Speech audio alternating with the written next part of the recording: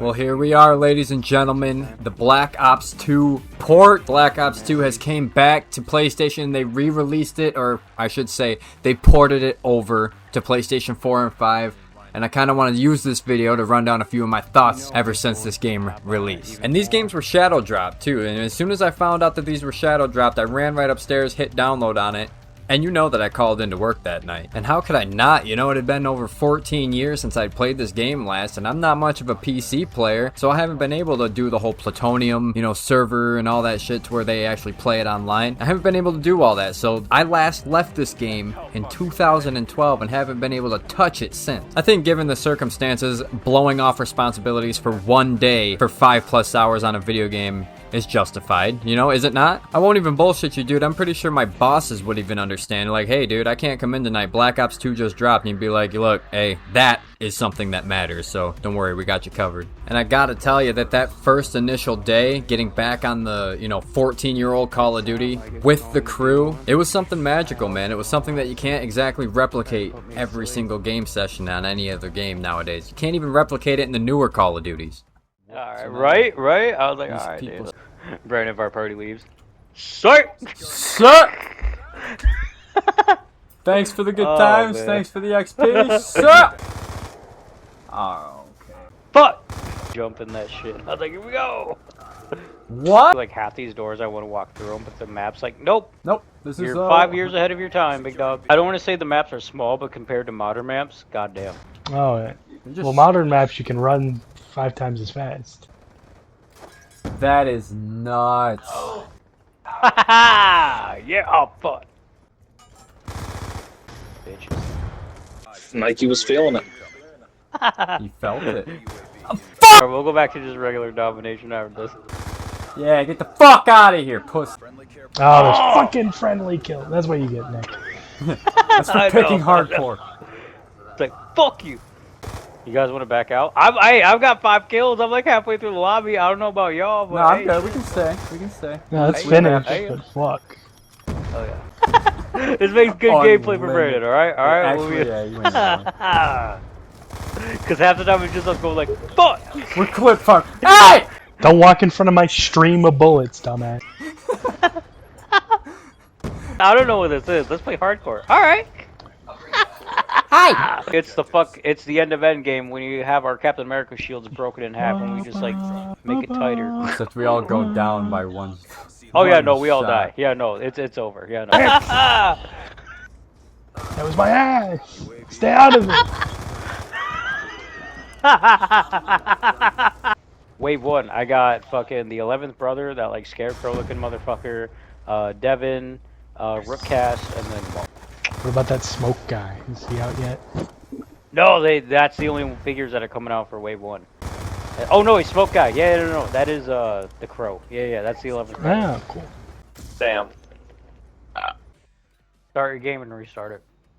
There you go. Works for me. It's like the equivalent of like blowing on a cartridge and putting the shit back in. Oh, yeah. A little bit. At this point. We got all logged in, ready to go. Chris is just like, sorry guys, my hotspot isn't working with me today.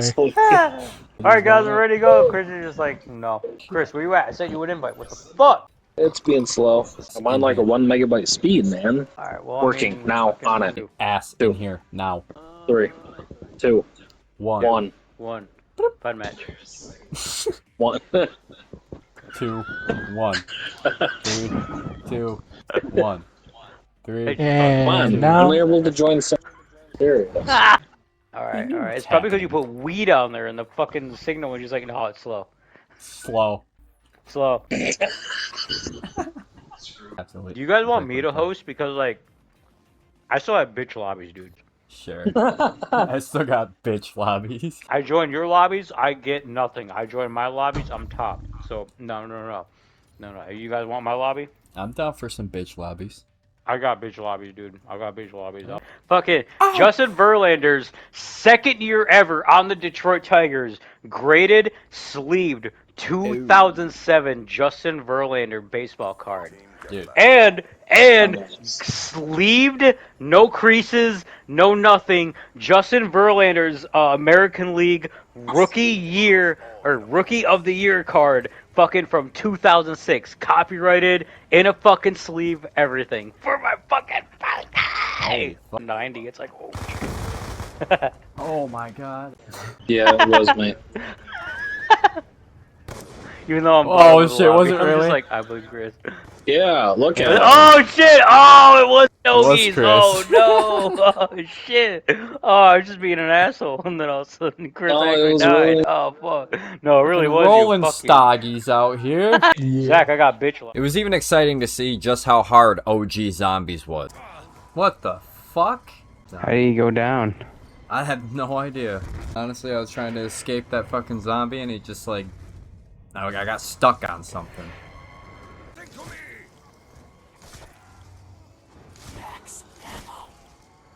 Oh fuck, no! Run, run, run, run, run, run. I'm on it. This is gonna get nasty, by the way. We're good, we're good, we're good, we're good. Just take out the zombies, take out the zombies.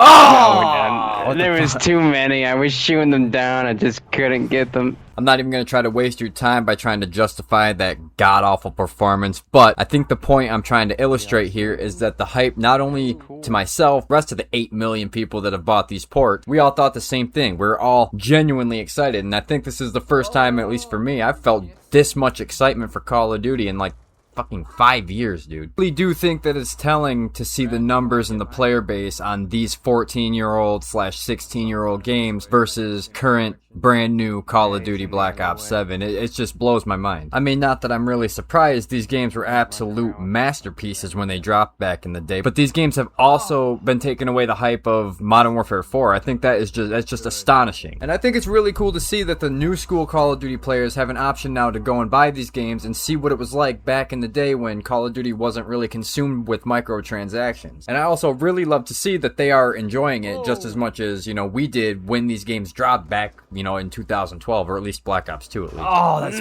Bull! I did just recently finish up the Black Ops 2 campaign, or at least my first playthrough. My intentions are to go through and at least play it 2 or 3 more times to see if I can get those other endings. But after playing through my first playthrough, I can sit here and say that this was definitely the all-time peak for the Call of Duty writing. The themes that Black Ops 2 tend to dive into are super visceral and super emotional, and heartbreaking at times. It's the type of storyline that the modern-day developers are just too nervous to dive into because they're afraid of backlash. It's either that or they just truly don't have any passion for the campaign storytelling anymore. And given the campaigns that came in Black Ops 7 and Modern Warfare 3 notably, I think the lack of passion for storytelling is sort of, you know, the camp that we're going to reside in. Back in the day, I was only the type of person to play campaign like one time through and then basically call it quits. In my later years, I've definitely discovered that diving into a good story game, it definitely has its rewards. Basically in terms of content that you can discover and overall satisfaction and completion in the game.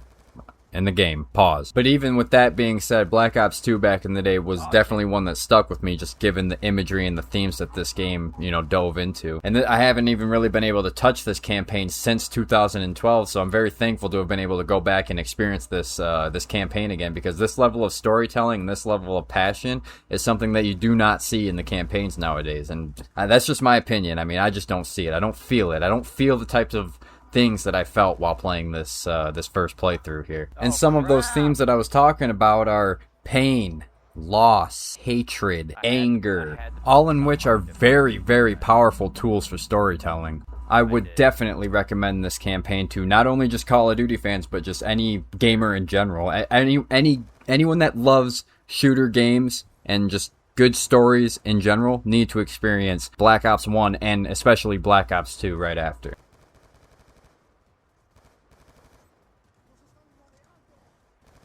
Let it rip just like we do in our casual conversations. All right, bro, bet.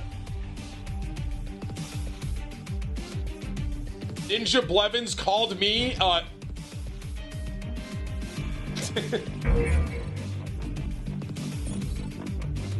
Bro, who is this guy? What just happened? Hi there, enjoy. Much love from you-know-who. Welcome to Black Ops 2. Did I just get... Wait. I'm Master Prestige. Look. I'm level 55 Prestige 16. I don't know if y'all... Oh my god.